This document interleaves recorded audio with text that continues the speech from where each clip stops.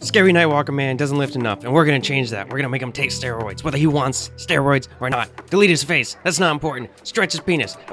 T-pose, because we need to give him an armature and make him dance. Make him dance! Right now, he kind of looks like a skinned human. We don't want a skinned human, we want a skinned suit. So let's put some skin on him, carve out his butt, make his hand look like a hand. He's actually kind of ominous. That wasn't really on purpose, but now he dances. A dancing skin suit that you never knew you needed. Let's make Mario in Blender. You just use references and line it up. It's super easy. It's basically tracing. You're basically doing a coloring book, just filling in the lines. Give him cheekies.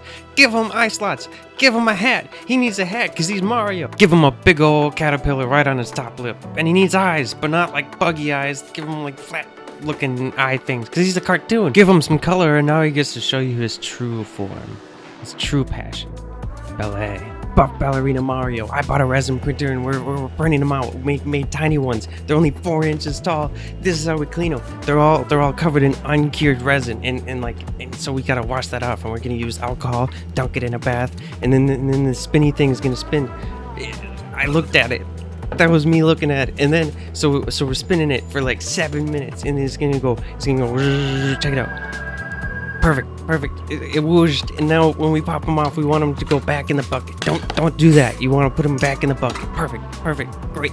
So now we shake them off, dry them, because now they gotta cure like fully. They're not fully cured yet, so we're gonna put them in front of a UV light, and they're gonna spin on the turntable. Watch them go. We paint them colors, and he's tiny. He's 4 inches. Look at his butt.